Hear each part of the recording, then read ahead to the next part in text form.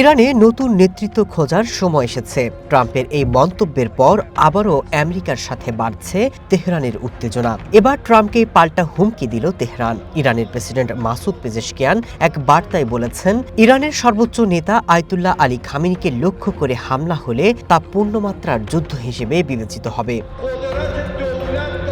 সামাজিক যোগাযোগ মাধ্যম এক্সে দেওয়া এক পোস্টে পেজেশকিয়ান অভিযোগ করেন, ইরানিদের দুর্দশার জন্য আমেরিকা এবং তার মিত্ররাই দায়ী। এর আগে এক সাক্ষাৎকারে খামেনির প্রায় ৪০ বছরের শাসনের অবসান চেয়ে তাকে একজন অসুস্থ মানুষ আখ্যা দেন ট্রাম্প। তিনি বলেন, খামেনির উচিত নিজের দেশ ঠিকভাবে চালানো এবং মানুষ হত্যা বন্ধ করা। লাইফে কখন কি হয় গ্যারান্টি আছে? তাই ইন্স্যুরেন্স করুন সিটি ব্যাংকে, কারণ ইন্স্যুরেন্স করলে সিটিতে সুরক্ষা পাবেন নিশ্চিন্তে। এরই মধ্যে খামেনি বলেছেন, দেশটিতে চলমান সহিংস বিক্ষোভ দমন করে ইরান আমেরিকার সাথে জয়লাভ করেছে। খামেনি হুঁশিয়ার করেন, সহিংসতার আগুন নিভিয়ে গেলেও তা যথেষ্ট নয়। আমেরিকাকে এর জন্য অবশ্যই জবাবদিহি করতে হবে।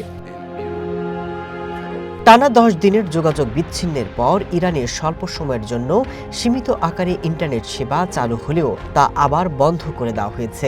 ইন্টারনেট পর্যবেক্ষক সংস্থা নেটব্লকস জানিয়েছে, নির্দিষ্ট কিছু গুগল এবং মেসেজিং সেবায় অল্প পরিসরে সংযোগ ফিরলেও দ্রুত ট্রাফিকের মাত্রা আবার নেমে যায়।